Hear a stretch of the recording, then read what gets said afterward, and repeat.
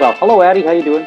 I'm good. How about you, Dave? I'm fine. I'm fine. I'm fine. And just for those who don't know, Addie, my name is Dave Chalmers. I've been in sales my whole life. I've been a real estate broker for about 30 years. Currently, I'm living in British Columbia. Most of my practice has always been in Ontario, and I'm still licensed in Ontario. I guess it was in 2013 or 14, you and I took over ReMarkTO. You and I have known each other for quite some time. My focus was always residential resale in real estate, and it was in construction sales before that. Now, why don't you tell the folks a little bit about yourself, Patty? I've been in real estate for about 15 years, and I mostly concentrate in the commercial space now. Used to do a lot of multi-res even when I was practicing in my private practice. But now I work with a private equity firm, and I'm mostly working in their acquisition department, going out and looking at properties. So so you and I met a little while ago. It was one of the side projects that you and I had for for a very long time is ReMarkTO, where we used to do classes, in-person classes, and amidst 2020 and COVID-19, all of that in-person stuff has gone by the wayside. And we were toying with the idea. Actually, we used to do our live webcast whenever we were doing our in-person class, in-person training too. So you and I were toying with the idea, but the limitation we always found in doing something like this, a podcast or a video cast, was the technology. We always were trying to solve this problem with hardware, and now we're finding, because of COVID, software has reached a point where it's seamless almost, that you could actually have a conversation with multiple people across multiple tables in different locations and record it and broadcast it almost without any hardware other than the computer that you're using right now. Or even if you want to, you can use your phone. So great move forward for technology, and leaps and bounds from where we were as ReMarkTO and where we are now. So a new podcast. You want to talk about it? Well, I'd like I think we should talk about the rebooting of ReMarkTO. Originally, it was an in-person meetup group. It started in 2009 by a gentleman named George O'Neill. And then George left the business, I think around 2013, 2014. You and I took it over. We continued on the in-person meetup format, but we added the technology of live streaming it and then trying to save those videos. And we initiated remarktolive.com as a place to hold those videos.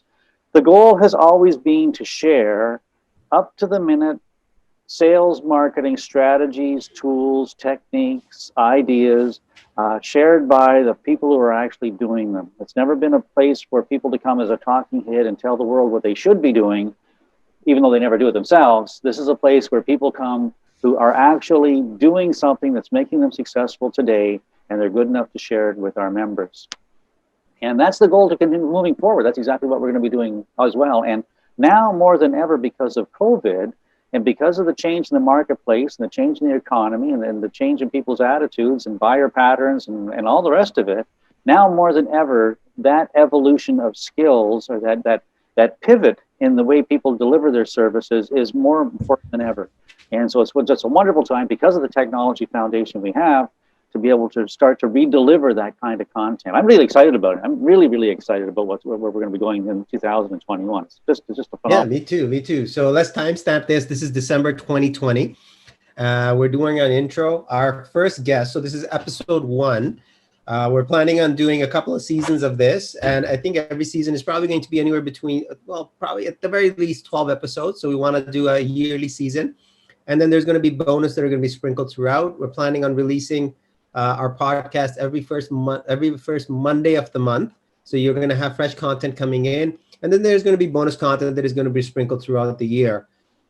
First episode coming up is George O'Neill. You want to what can we say about George, our founder and fearless leader, up until 2013, until we took over, and he's coming back with some new technology. Yeah, George has always been, I just love working with George. George has always been on the cutting edge of the real estate sector of sales and marketing. We met the first time in 2009, and at that time, the world was going through a tremendous evolution. There was Facebook was just coming out, Twitter was just coming out, the cell phone existed, but the iPhone didn't. Video was just breaking through, just becoming. It wasn't available to everybody yet. The the little flip video camera existed, but there was no, your phone didn't have a camera built into it yet. It was very basic, very archaic, really, but it was a new way to reach people. And George was right there. George was right there helping people get that out and doing it himself. I remember when he did his 365 things to do in the beaches, because that's where his real estate brokerage was, and he shot a video every day for a year about something to do in his neighborhood. No, I mean, the dedication to do that was just phenomenal. And he's always been he's very well educated, very thoughtful, and trying always to be just a little bit ahead of the curve, or as I think as the way he would say it is, he's trying to recognize opportunities and I guess it was, I don't know who it was, but someone said the most successful person is that figures out the way the world's going to be and then tries to get there ahead of everybody else, right? That's it. That's what it's been. And he left the industry. He left real estate to take on become the executive officer of a major real estate association in Ontario for a number of years. And he's back now. And he's coming back and I think along that time, he probably had a lot of thoughts about what real estate should be. And now that he's coming back into the business, he's trying to build a business the way he thinks it should be. And it's just a phenomenal conversation we had with George. It'll be great. It's a great conversation. And I think it's a must listen for everybody. So without further ado, here's George O'Neill. George, it's so good to see you. Thanks so much for coming in tonight. My pleasure, Dave. It's been so long since we've seen been together face to face. But George, you've been so good and such a, let's face it, you founded ReMarkTO. Originally it was RE Tech, I guess, right? The meetup. Right. Yeah. And but over the years, you've been such a good friend to it and so supportive. It's always been appreciated. Thanks so much. Now more than ever, George, with what we're going through in the world of the pandemic and all the rest of it, anybody who's in sales and marketing has got to be doing a pivot, has got to be making some changes. And Daddy and I were commenting just earlier about how you've always been someone who has tried to be on the leading edge of things. Yeah, and it's not necessarily a strategy to be on the leading edge. It's just that I like to go where I see opportunity. Yeah. That's really what it comes down to. Yeah. It's funny, we were actually having a conversation about the word disruptor. we were saying some people actually have a negative meaning to it, and while others actually look at it as a badge of honor, because you're going out there and you're challenging status quo, and that's what it looks like you're doing again right now. So let's start with a little bit of a background about you, George. Like you and I, we've known each other for 10 plus years. Yeah. And same with David as well. But for our listeners over here, why don't we start? How did you get into real estate? Let's talk about a little bit of the progression of where you started and where you are today. Sure. Well, so in one way, I've always been involved in real estate, and not at the same time. And I'll explain what I mean by that. So I grew up in a family that owned their own real estate brokerage, originally from a small town called Sussex, New Brunswick. And it's kind of right in the southern part of the middle of the province, if that makes sense. And so my parents owned their own brokerage. So I grew up in the business, did everything that you could to help a family business except sell, because I never was licensed as a kid growing up. And quite frankly, at the time, never really had that much of an interest in pursuing it as a career. I mean, I went away, I had interest in things that were mechanical. So I went away and I'm a mechanical engineer, sort of my formal training. And although when I was young, my parents, would have liked me to enter the business, but were not sort of forceful. They didn't, they didn't say, hey, we want you to take over the business or anything like that.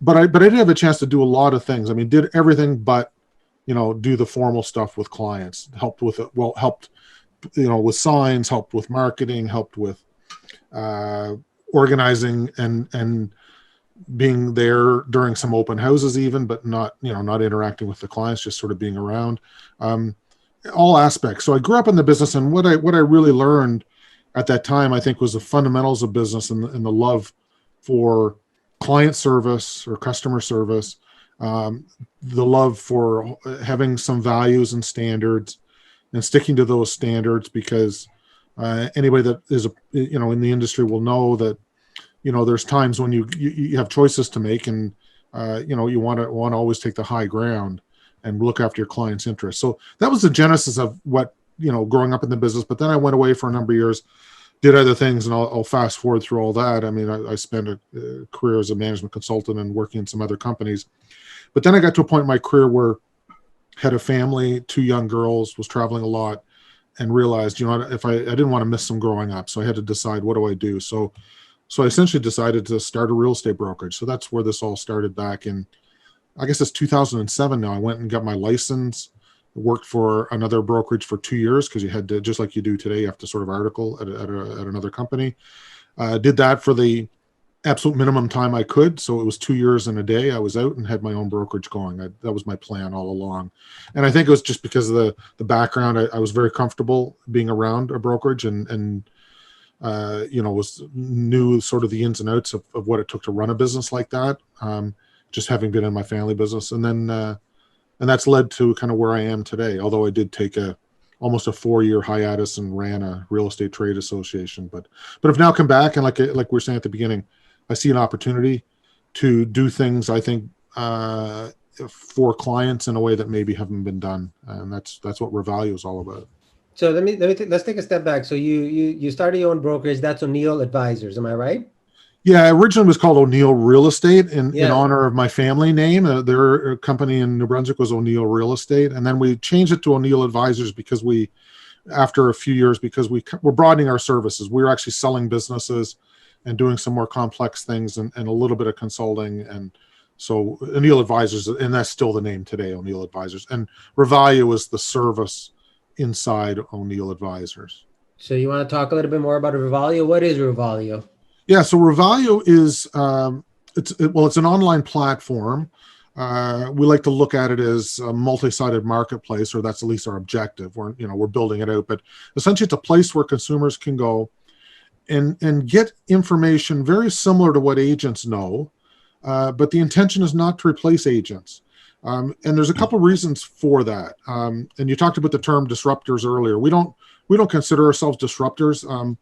In fact, personally, when somebody says they're a disruptor, I've heard a lot of people say they're disrupting, and then you sort of drill down and talk them. Well, they're not actually disrupting anything. It's really, they just don't understand the business, so they think they're disrupting it. But in some cases people are. But what we want to do is provide an alternative, something we think is better for consumers, and work with the rest of the industry. And because of the background that I have, we're positioning Revalio as something that can actually help clients and actually help agents drive more business to agents and have a consumer more happy. And the genesis of this idea, really, we did some research, and I knew this working in the industry anyway, is when I'll just talk about the survey we did. We did a survey with Dartmouth College actually in New Hampshire, and the only linkage to Dartmouth College, one of the Ivy League schools. I happen to know one of the professors there that wrote a book called the Platform Economics, and so I had his MBA program do a survey for us of Toronto consumers, and it's like 80% of Toronto consumers were not happy with the real estate last transaction they did. And it's not that anything went wrong, but they just sort of felt discomfort, like there wasn't a total level of trust. But when we asked them, would you do business again with an agent? They said yes. Like 75% would say, yeah, they want to do business again. And we know this, having been in the industry a number of years. There's about 10% of the market is roughly, people trying to sell the houses themselves, or with, coaching, getting advising, but trying to do it themselves more or less. But there's about 90% or more that continue to want professional advice. And I don't see anything changing that, even with the internet and all the changes that have occurred over the years. People still want professional advice. So we're trying to position Revalio to solve that problem. That, like, why is there a disconnect? We just characterize it as a lack of trust. Why is there a lack of trust there? That most people want to work with agents, but most people are unhappy with the process. So we're just trying to deal with that by providing consumers more information, let them do a lot of searching, and we're starting with the first use case of basically what's my house worth, or what's that house worth. Like, they might be interested in looking at buying something or a condo in the city of Toronto. And why isn't that information just available readily? Like, why currently the process, there's a lot of friction. They have to call an agent. The consumer's not happy with calling the agent because they may not be really serious about a transaction yet. They just want information. The agent is really not that happy because in some cases, they feel like they're wasting their time, because everybody wants somebody that's ready now to buy or sell. So you've got this process that's a little bit archaic, and technology and a different approach can solve it, I think. And we think Revalio, that's just the first use case of Revalio, what we want to do to work with the industry and work with agents. And essentially when people come to us and are happy with that, looking at the information we provide them, we want to refer them to agents. And in fact, we've already done that 4 times so far since we started. So, and we want to do it like multiple times a day when we get at scale. So, George, So what I understand. Go ahead, Dave. The survey that you did, that's fascinating. Did it identify what the folks were uncomfortable with? Like, could you nail it, like drill down any deeper than just unhappy with the process? Yeah, I mean, we've got a bunch of data about what part of the process they are like, the part of the process they would like to see improvement in. Yeah. And basically, it really comes down to like transparency, and it's the information is asymmetrical, and this is not the only industry that's like this. I mean, I just went out and got some insurance. I bought a motorbike after a number of years again, and I talked to my insurance company. I felt disadvantaged through the whole process, right? And that's the way consumers generally feel when they're buying and selling real estate, unless they've done it a lot. But and we're not talking about the professional investor. We're not talking about builders and people like that. The average consumer might buy or sell a property once every 10 years or something. They generally feel disadvantaged because the agent has more information than them. And you would expect the agent too, because they're dealing with this every day on a professional basis. But there's this always question of trust. Like when the agent is giving information, is it the full piece of information? And is it being skewed in a way that sort of encourages a sale or a purchase, depending on what's happening? Or is it the true goods and left up to the consumer to make up their mind?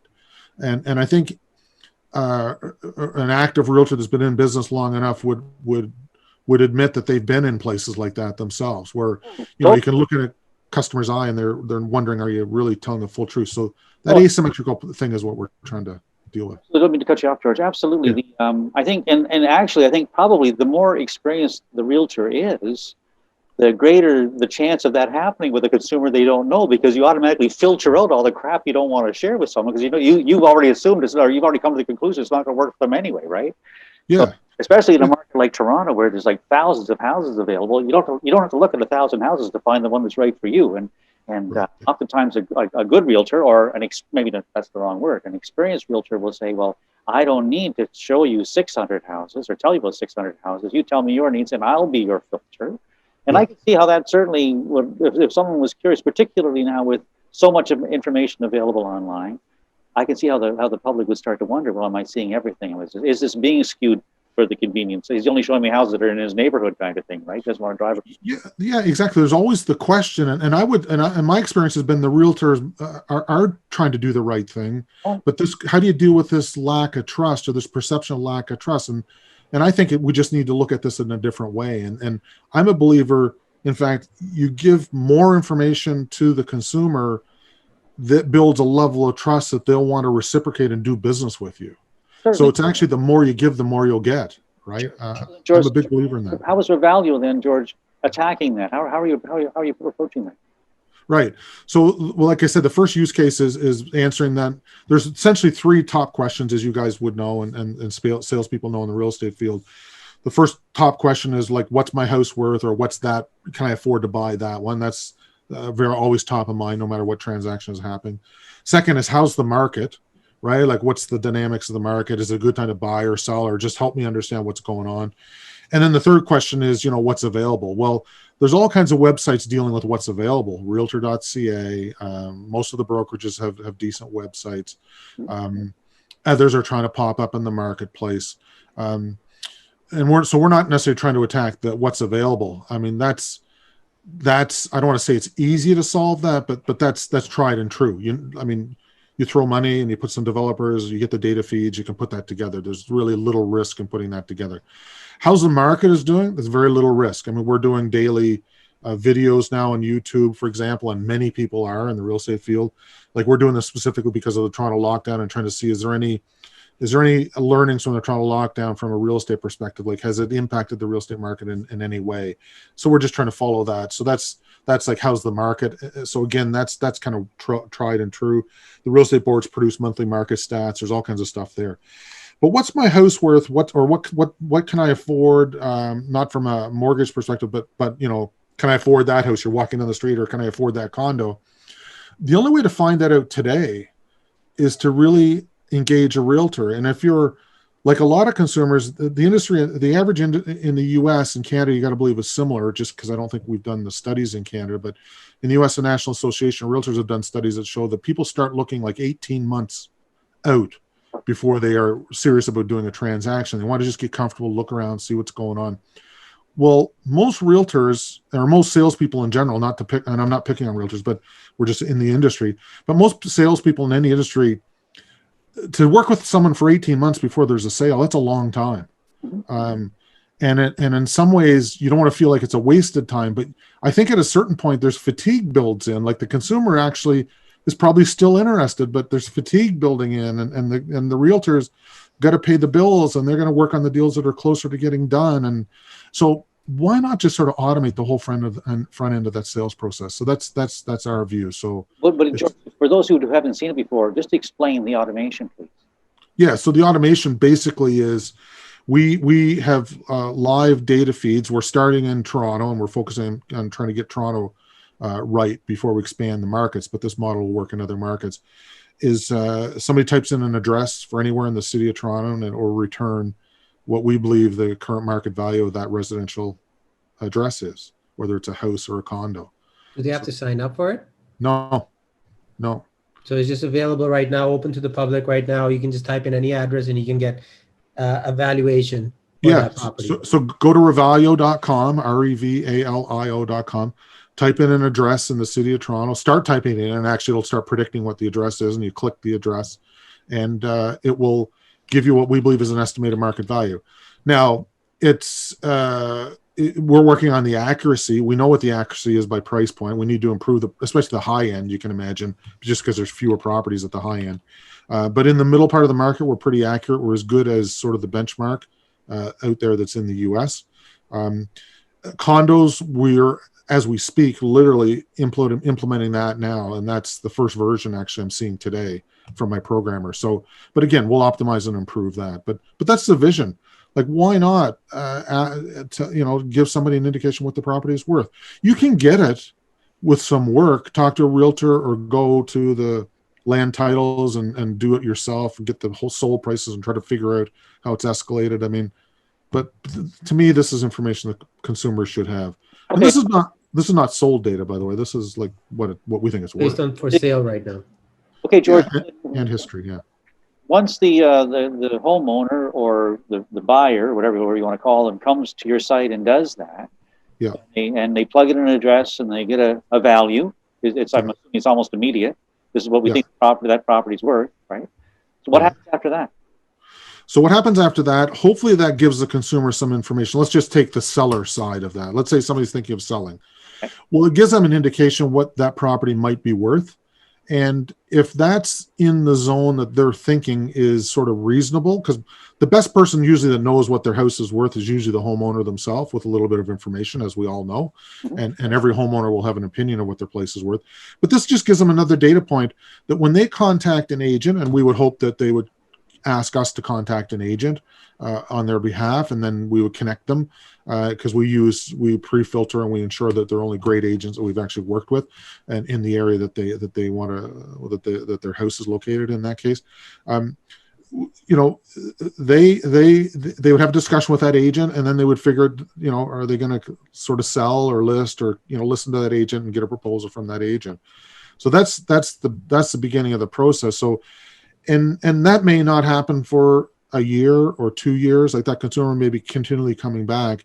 And our vision as well is to have this platform expanded where somebody eventually will log in. I mean, people can create accounts if they want, but they don't have to. But if they want to create an account, then that allows us to remember their search patterns and allows us to give them more advice. So we could imagine a profile of saying, in the last year, here's the value of your property, how it's changed. And if they were willing to give us even more information, we want to build out an application where it helps them manage the biggest financial asset they own. For most people, is their house. but there's no system that manages that for them. It's all very ad hoc. So then, George, at this point, though, they come to your site once, they punch in their address, and then they get immediately get the value that your system generates, Right. and then they just leave. And then, like, do you do anything else to cultivate a relationship with them, or you just wait for them to come back again? Not at that point. Like I said, we're a big believer in you give, you'll get eventually, because, you know, like we want to turn this around, right? We want to.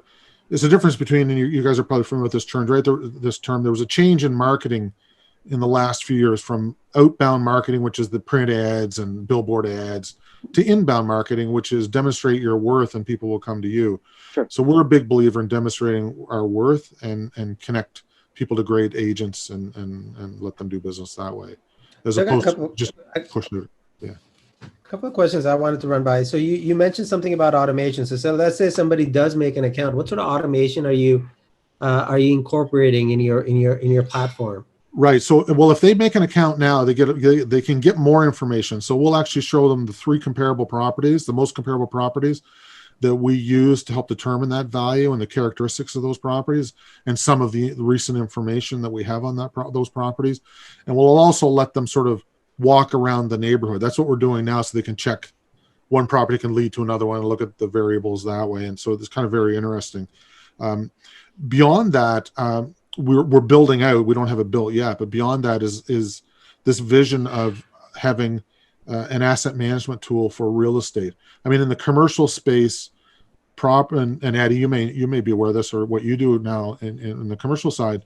You know, companies that have buildings typically will have some sort of asset management system, and will know when it's a good time to refinance based on the numbers of the building, where the market is at. Residential real estate is a little bit different, because typically you don't have sort of the income side of it, but you certainly have the property appreciation, and, you know, right now, low interest rates, things like that. We can help look at some of the leading indicators. I mean, we've got a lot of, the nice thing about having an entire database of you know, the Toronto market in the last 16 years or 18 years, something like that. We can do a lot of deep analysis with our machine learning algorithms to provide some predictive indicators for people when it may be a good time to refinance, maybe when it may be a good time to actually go look at insurance, because you know, I mean, if you've got different, if you got like a duplex or something that you're living in one half, the other half is you know, there might be a reason why you might want to consider a different insurance policy. Like, you can imagine all the possibilities once you sort of digitize the understanding of residential properties for consumers. But this is all opt-in for consumers. It's not, you know, you don't create an account. Well, you know, you don't, we won't be doing that. We won't be bothering anybody. But if they want to create an account, they want to opt into this vision, then we'd like to be there to help them. And we want to create an ecosystem for people that adds value and it helps them improve the value of their property over time. You know, George, I got to tell you, when you say that, I love that you are. I mean, this is not an inexpensive thing to do. You're investing a lot of time and money into this whole, like, this platform. That's absolutely clear. Yeah. And you're doing it totally with total faith in the way you believe it should be. Like, the average person would be doing this, and right away they'd be saying, well, if I'm going to give you that, I want your email address. If I'm going to give you that, I want to be able to contact you afterwards. You're doing it with you just believe that your understanding of the consumer is so true and right that you're prepared to just spend all this time and money and roll the dice and have it happen. I love the faith. I just love the faith. It's absolutely amazing. Yeah, thanks, Dave. I mean, it is a significant investment. I've got a co-founder who's an expert in programming, who's doing the development, and we've got. I mean, we're attracting more people. We're hiring 3 actual co-op students starting in January. We've got a CFO that I'm talking about bringing on board, because we will need to start raising some money in Q1 next year. And we've already validated. We've had some business through this, although we haven't really pushed the business. And I guess the other person I'm looking for is someone to lead actually the sales channel and relationship channel with the industry. I know I need a full-time role there. But yeah, you know what? I'm a big believer that, like I said, not to overuse the phrase, but if you give, you'll get. But we are in business. We can't keep going forever funding it. But you know, people generally like to deal with people that like I'm establishing the trust up front before the transaction. Yeah, You are, trying to. and I really admire that. I truly do. It's it's something that I hadn't really, when I all the conversations we had before, it didn't hit me just that way. But it's remarkable, and it should be admired, and people should be talking about that, because that's really exceptional for you to do that. Well, thank you, Dave. And they should use our platform, and we'll be happy to refer them to great agents. Absolutely. So let me ask you another question. So I like the asset management portion that you're bringing in, and believe it or not, that's one of my pet peeves, because a lot of times I would make spreadsheets for my clients and tell them these are the things that you have to do on a yearly or quarterly or on monthly basis. These are the things that you should be taking care of. This is what you need to do. And I really like that idea. Now, so that's the one audit. So I'm going to take a step back. So if somebody's coming to your property and they just get the valuation and that's it, like nobody's going to come back and check it on a monthly basis even. You're probably going to have somebody come in, check it once, and then forget about it for 6 months and then come back in 6 months. So I like that you're creating this call to action where they actually have to keep coming back. Are you hinting at some sort of partnership with some local contractors? You're setting up some sort of feed for people, so if they're running into issues, they can actually reach out and have a platform available for contractors to come in, and you can refer business out to other people too. Like, is that, or are you looking at some sort of partnership with a company like Jiffy? Has ever crossed your mind? Well, so not sort of Jiffy specific or anything like that, but so when I mentioned that it's a multi-sided platform, so on one side obviously are the buyers of the property. The other side would be the sellers of the property. So we want to match those to great agents. The third side are all the service providers, like agents, like mortgage brokers, like insurance companies, like maybe some of the contractors. But we don't necessarily intend to be just sort of a middleman. We are a real estate brokerage. Our goal is to facilitate real estate transactions, and we're choosing not to build a large sales staff ourselves.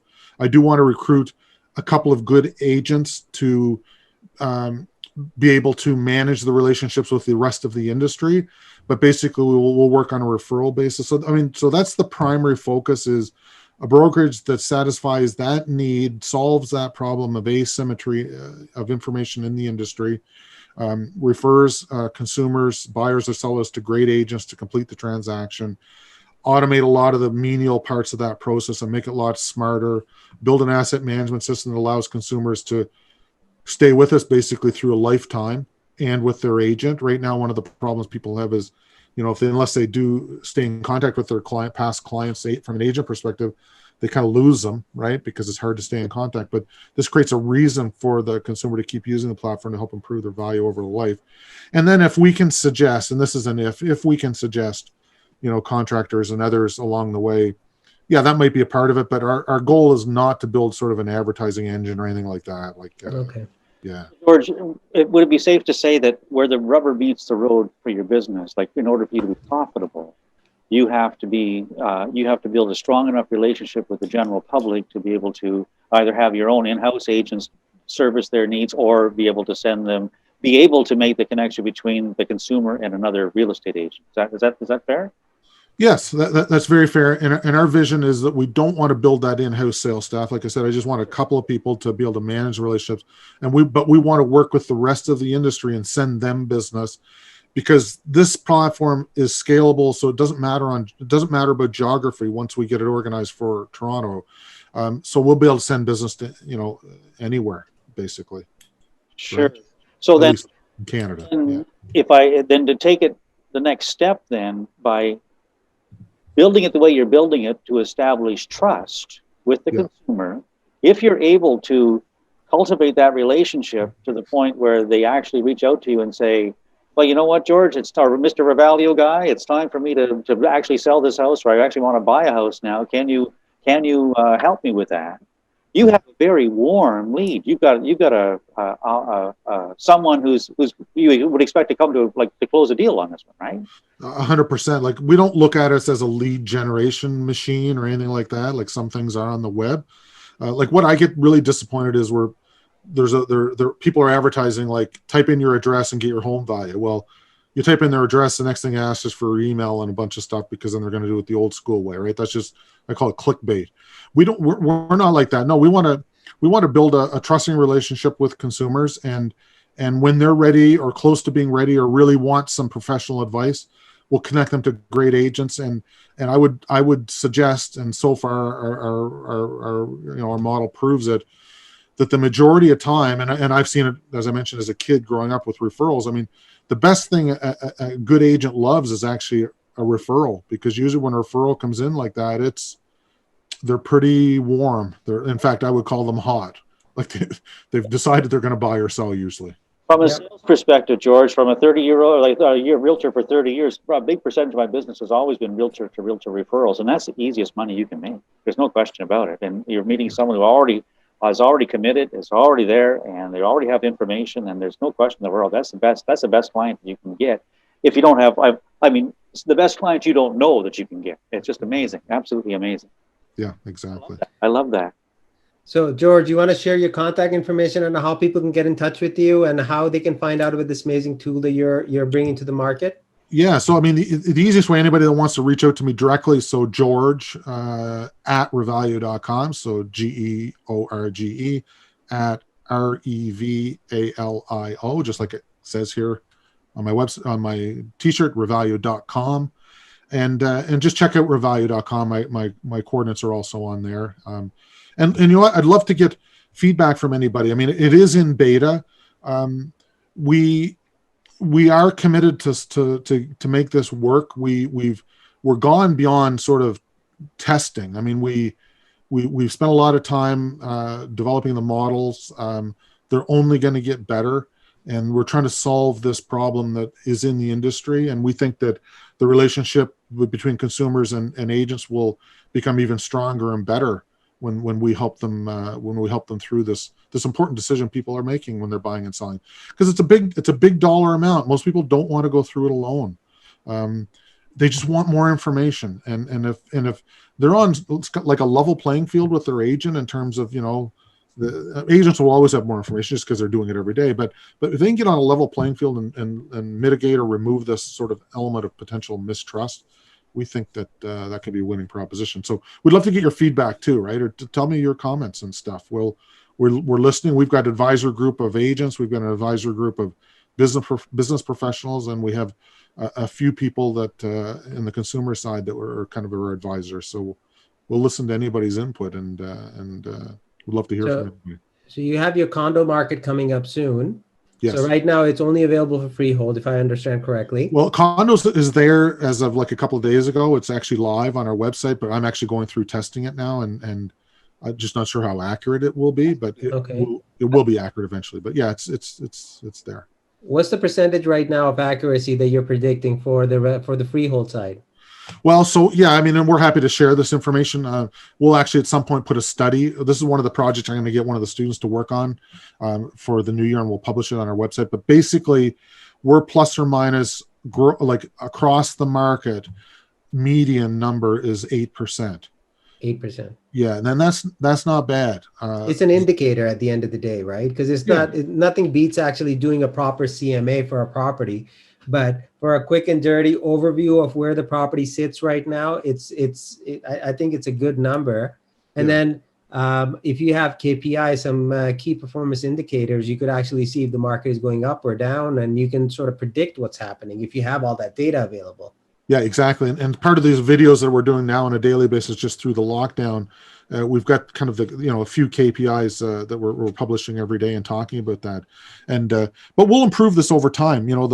The best of breed would be Zillow in the US, and the last time they published their results, I think they were around plus or minus 6%, and they've been doing it for 10 years. So we've been at it for like 10 months, but I mean, it's amazing the advancements in AI algorithms and stuff. I mean, this is just accelerating the ability to do a lot of this, which is nice. Well, this has been a great conversation. I learned something new, and I really, really like that asset management idea. If you can't tell by my face. Cool. Yeah, we think there's something we think is something that consumers could really benefit from. Biggest asset class they own. Nobody's really managing it except like you said, Eddie, a few agents, and some people are looking at that for their clients, but there's sort of no system approach industry wide to manage the biggest asset that most people have, and help them leverage that asset and monitor and help improve the growth of it over time. Yeah. Oh, kudos to you. Thanks for taking that chance on the market and investing your hard-earned money. We wish you all the best, and hopefully I'm going to go through. I'm going to sign up and give it a spin. Use a couple of the other Toronto addresses I know, and see where it lands. Yeah, absolutely, and let us know your feedback. And you know what, COVID-19, although it's very unfortunate, us and the world have gone through it. I mean, I'm blessed that it's impacted us personally very little.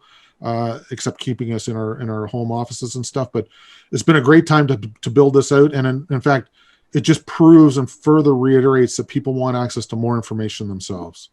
And people will, and virtual showings and all that stuff. This is all a part and parcel to this world of, give people more information and they will still do business with professionals.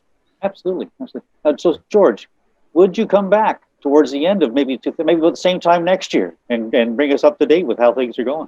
Would love to anytime. And look, I love talking to you guys, and thanks for taking over ReMarkTO when I had to leave and go run that other company. I just knew I couldn't do it justice. So thanks for keeping this alive. It's been our pleasure. Thank you very much for being on the call. You're welcome, guys. Take care. Take care. Good seeing you. Bye. Dave, that was a good call. That was a great conversation. I just love talking to George because he looks at things. I don't know anybody who looks at the world the way that George O'Neill has looked at the world. He has a lot of trust in the world. He has. Well, you know what? Isn't that wonderful? Isn't that wonderful? I hadn't. The first couple of times I spoke with him, I didn't pick up on that part of it. And I thought, oh, who's going to do that? Why would someone come back? Why would and it's the whole idea is he just believes that if you give people what they want, and I guess it was Zig Ziglar who used to say nobody cares how much you know until they know how much you care, right? Yep. Yeah. Or if you wanna make money, go help as many people as you can, and the money will take care of itself. Yeah, and George is living it. He's just living it. And Addie, I can only imagine. I'm sure he spent a small fortune on this to get it as far as he's got it. It's a beautiful website. I looked through it quickly. I punched in my old address in Toronto, and that house it's appreciated like 20% based on what I sold it last. Sort of making me think if I made a mistake in selling it, should have kept it. But I think one of the things that he talked about, and I picked up on it, is the fatigue built-in, the fatigue that gets built in for consumers. And I thought the asset management piece was a really, really interesting piece, because I know personally, I forget that I have to change the filter, because I have now with home automation, like my Ecobee actually tells me the filter needs to be changed, or you have too high humidity. Like all these settings are now being automated, but back in the day, you didn't have that. So you actually had to manually keep track of it. That's right. And having a system like what George is talking about, where an asset management software is actually going to give you prompts. Again, this is what I'm understanding of it. It's giving you prompts as to your filter needs to be changed, or you need to service your HVAC system, you need to get your water tested, or you need to change the salt in your water softener, whatever it might be. It would just be, again, that would be a phenomenal reason for people to come back and visit the site, wouldn't it? Yeah. And then they wouldn't get tired of it. And that same fatigue that George mentioned it also happens with the sales marketing guy too. You get tired of calling someone for 18 months and saying every month, because you feel like what you're going to ask them is, do you want to buy or sell your house now? Right? That's what they hear you saying too, whether you say it or not. That's what they hear you saying. I don't. Why are you calling me now? I don't want to buy my house or sell a house right now, type of thing, right?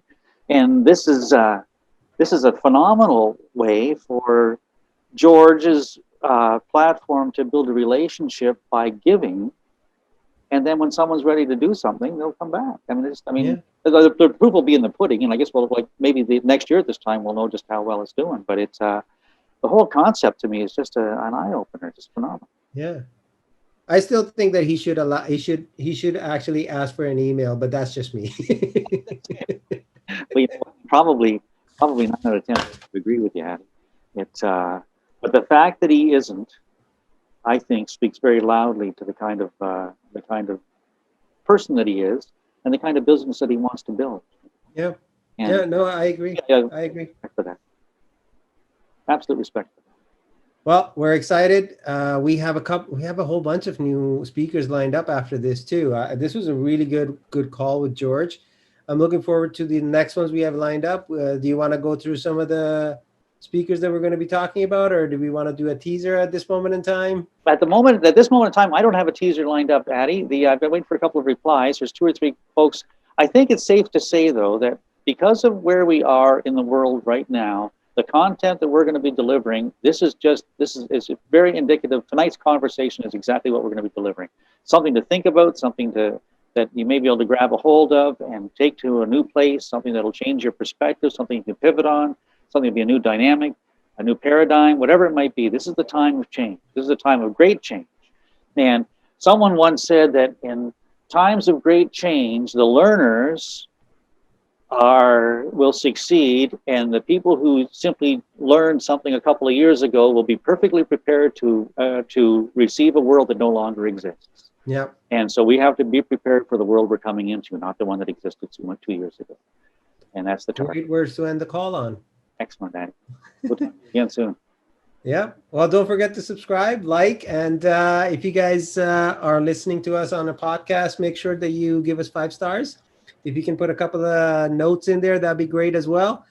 We are available via video on RemarkTO.live.com. And you can find us anywhere you buy your podcast from. Take care. Bye, Dave. Good night, Danny.